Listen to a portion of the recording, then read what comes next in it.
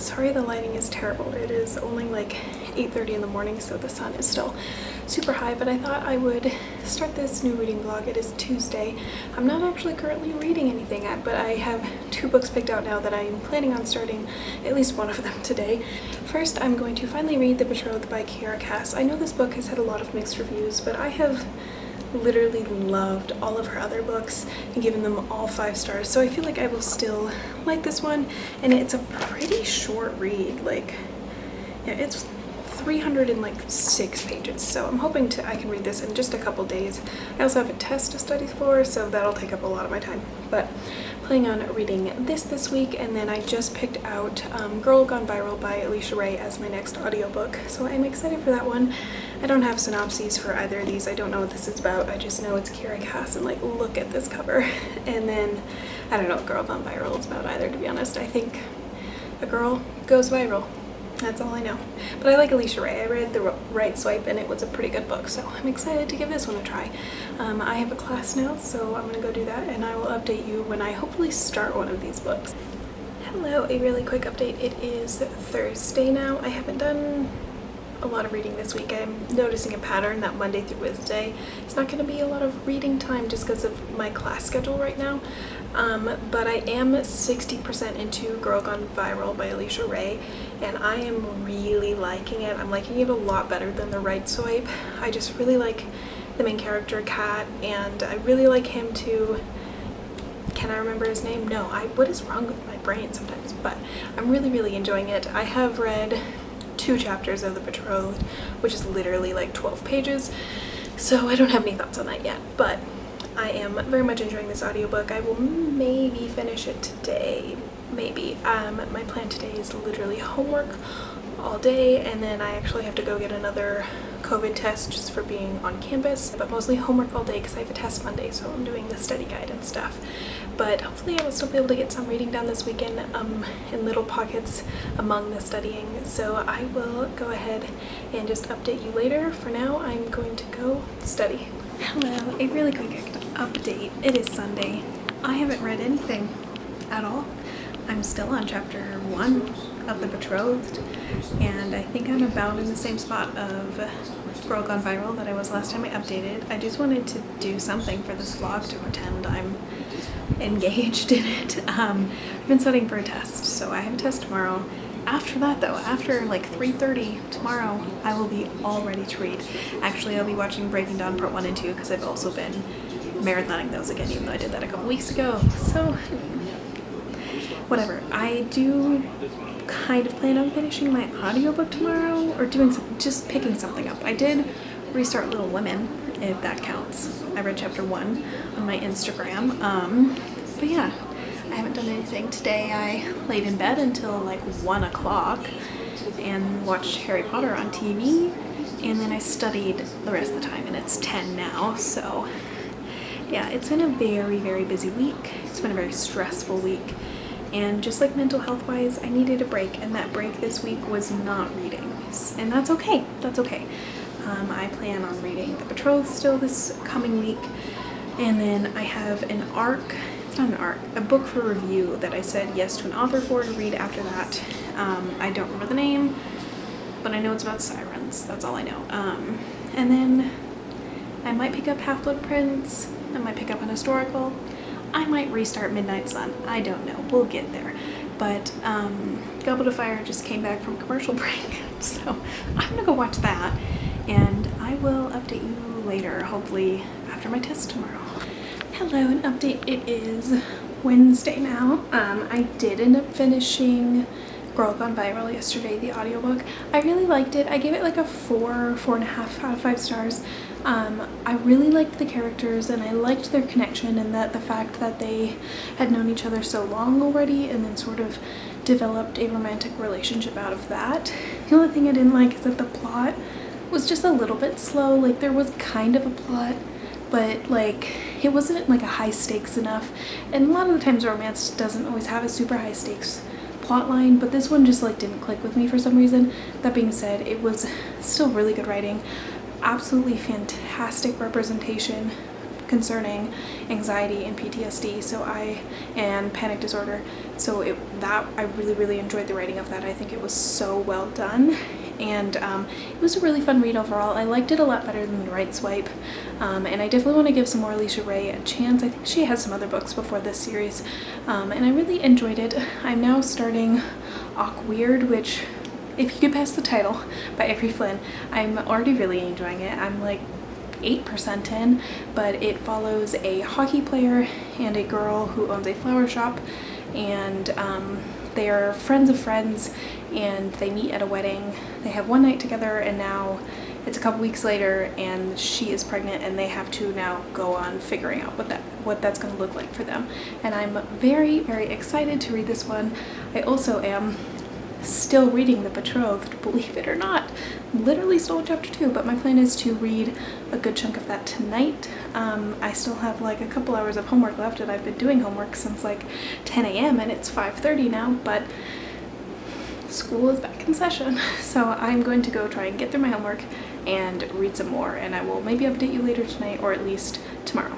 Hello, an update. It is Thursday now. I just thought I would do a bit of a reading update. I haven't done a whole lot of reading, but I finally did some reading. I am at 2 hours into Awkward, and it's a fun read so far. It's definitely made me laugh a couple times, and I really like the main character, whose name I cannot think of right now, but she's really funny and like a super nerdy sort of character. She just got a cat and named it Khan, like in Star Trek, which love that for her. And it's a really cute read so far. Not a lot has happened. Definitely the romance is not anywhere yet, other than the fact that she's pregnant, but they've set up like boundaries. They're like, we're just gonna be friends, co-parents. Obviously I have a guess that's not gonna last, but very excited to keep reading. And then I also finally made some progress in The Betrothed last night. I am on page 44.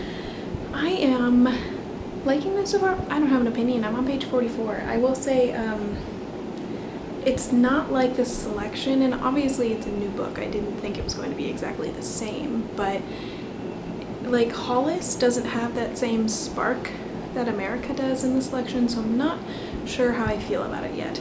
Again, I'm on page 44. Almost nothing has happened yet, so I'm excited to keep reading.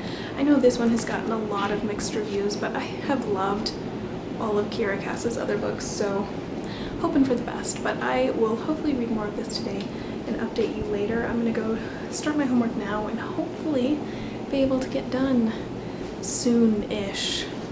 Hello, an update from later Thursday night. Excuse the terrible lighting in here. It's like 10:30 or 11, so just run with it. But I am on chapter 13, page 102 of The Betrothed, and I don't know what to say. I'm 100 pages in. Barely anything has happened. None of these characters have personality at all. Like at all. Hollis does not have a personality. The king, no personality. Her parents, their only personality trait is being mean to her for a reason I don't understand. Even like her best friend, they keep talking about how they're best friends and they just love each other so much. I'm like, yeah, but where? Like, you guys barely talk. I feel like, I don't know. And I'm so frustrated, like upset, because I love this selection. I love that series, and I know it's not completely fair to compare this book to the selection because it's not the same thing, but like it's got a similar vibe and it's written by the same author, so I mean, they're going to be compared. That's just how it is. And like when I read the selection, both times I've read it, the series, from the very first moment I fell in love with America, because from the very first moment she is such a strong voice. It's so clear who she is, and even though she does evolve and change a lot throughout the series, you know who she is when you're getting into it. I don't know who Hollis is. I don't know what her purpose is. I don't know what she wants. I don't understand it, because also she's well on her way to becoming queen, and I feel like she hasn't thought that through. In chapter 12 she's kind of thinking about it. She's like kind of getting a little overwhelmed, but I'm like, I'm 100 pages in and you've barely given a thought to this. You keep thinking like it would just be so much fun to be with the king. so much fun. You would be queen. You would have endless amounts of political responsibilities. And she doesn't know any of the world's history in this world. She kind of knows the country's history, and she vaguely knows geography, but doesn't know anything about anything. And America wasn't educated before she became queen, but she did the work.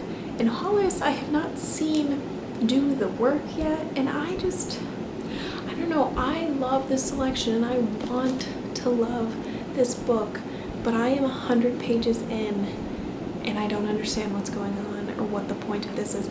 Also, Hollis, kind of a shallow bitch, because they had a couple of visitors from this other country, I don't remember what it's called, who are seeking refuge. And before she meets them, she's like, I've never met anyone from that country. They're all so boring and they have boring music and they're basically stones. And I'm like, girl, what are you talking about? It's one thing to think a country's members and its ruler are evil because they're, evil, causing wars or whatever. But she calls these people boring and doesn't even feel bad about that. And then she meets them and surprise, they're not boring and evil. They're just normal people, just like her, except they've got a different complexion because they come from the north where it's winter all the time. And she's like, wow, I can't believe you guys have personalities. I'm like, speak for yourself, Hollis, because you don't have one. But I'm just so frustrated because I know Kiera Cass is a good writer, and I have read all of her books except for the novella for the selection. But that's on my TBR. But I have read The Siren and all 5 of the selection books, and I know she's a good writer, and I just want to know how this book happened. And obviously I can't fully speak to it because I don't know how it ends, and I'm invested just enough because I want to know if Hollis will marry the king, because I also kind of got a little feeling that she might like the son from the family that just became refugees here. Feeling like that might be a thing. Well, I tried to go in with a completely open mind, and I wanted to love this book because frankly I've only seen bad reviews of this book, but I'm like, you know what, people hate this selection too because it's a little bit frivolous at times, but I was like, I love Kiera Cass, I love this, and I'm really suffering here. And the other thing, the selection has an amazing subplot. I would even say it's kind of more the main plot with the rebellion stuff happening and the caste system on top of the actual selection that's occurring with all the different girls and Maxon trying to, choose one. This doesn't have a plot or a subplot, at least not one that's been introduced, and I'm 100 pages in. Unless you can count the plot of her trying to marry the king but not really caring about it. I'm not convinced she even cares about the king or he cares about her, unless you count that as the plot. And that's a fine plot. I love a romance story, obviously, but this isn't, I feel like this doesn't count. I don't know, it just doesn't feel like anything substantial. And I'm kind of starting to get hints that there is some tension between this country and the country that the king is coming to visit from. They're all made up names. And so maybe there'll be something there. Maybe there'll be a war and this will get exciting. And it literally pains my soul to be ranting about a Kiera Cass book like this because I love her. I love the selection, and it's really sad that I don't love this right away. I loved the selection within 3 chapters of that book, and I'm 12 chapters in now and I'm struggling, so we'll say though, the cover is still gorgeous.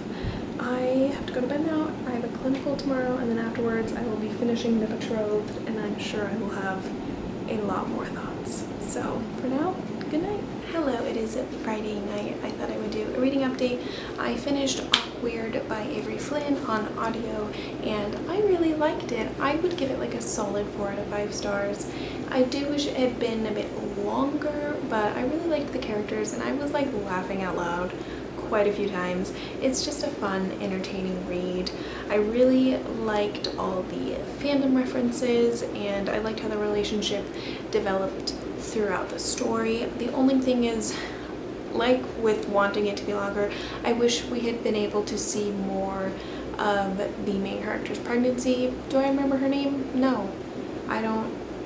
Why am I the actual worst with remembering character names? It's not important, but I do wish that I had been able to see that part of the story. So the whole novel takes place basically just in her first trimester, maybe a little bit into the second trimester, and I was really interested to see just some of the checkups and everything that they went through, just because I feel like you would think pregnancy in romance books would be a really big thing, but I cannot find any recommendations for the trope. I just think it would be an interesting thing because I don't see it in books ever, other than like, unless you count Breaking Dawn, but like, and this is just one I clicked on because of the cover. She's pregnant on the cover.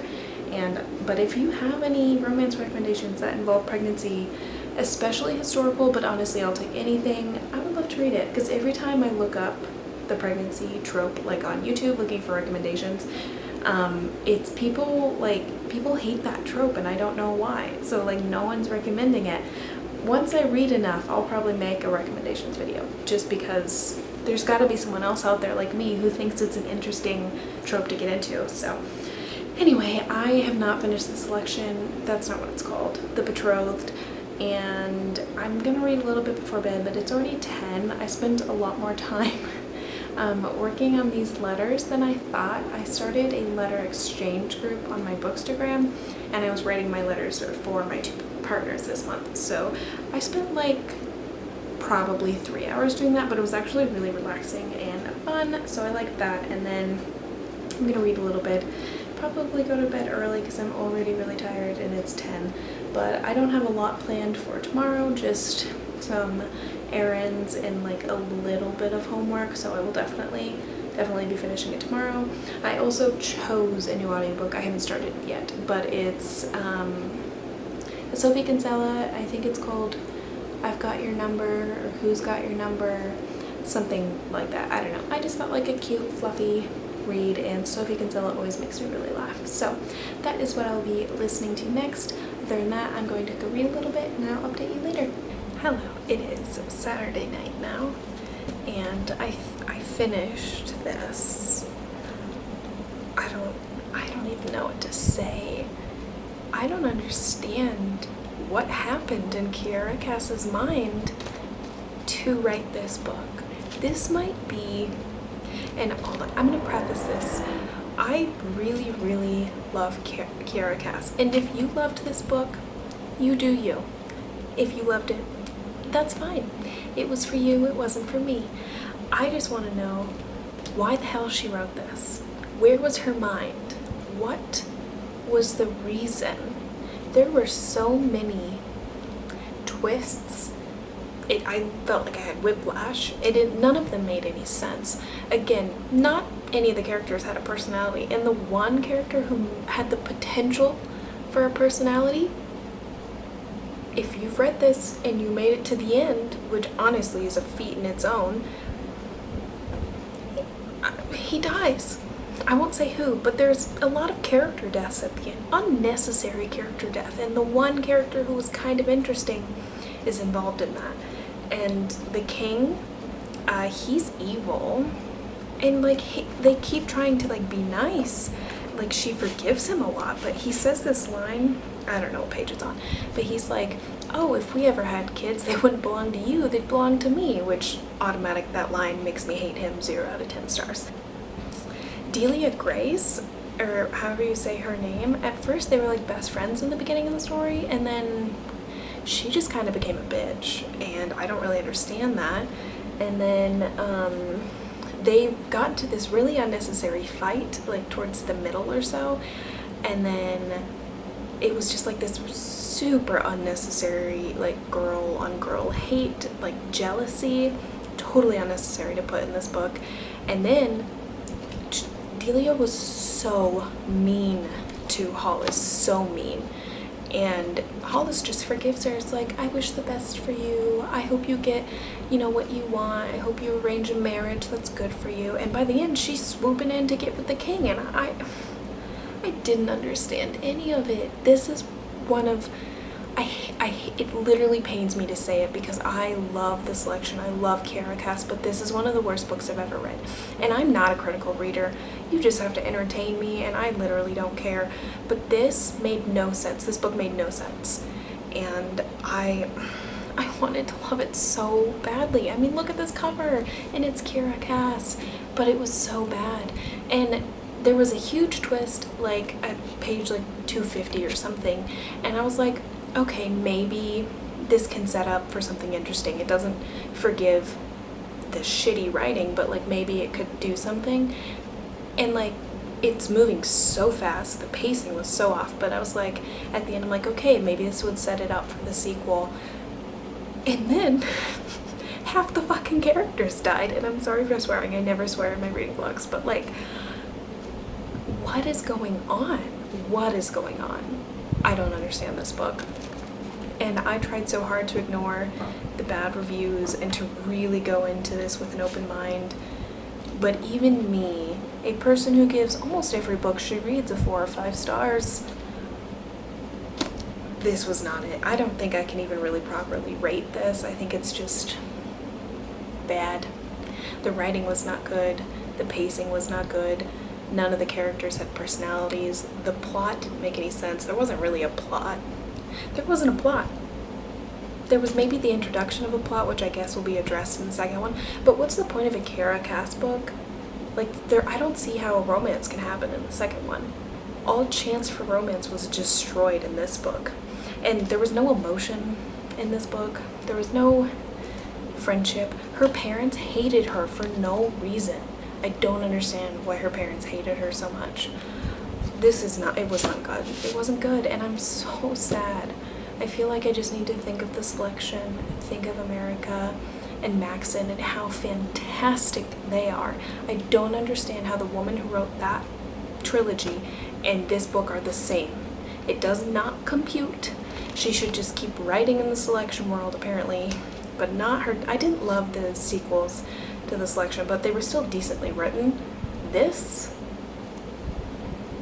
it was a dumpster fire. I'm sorry. And like I've said, I do not like give negative reviews a lot. I'm not mean about reviews, hardly ever.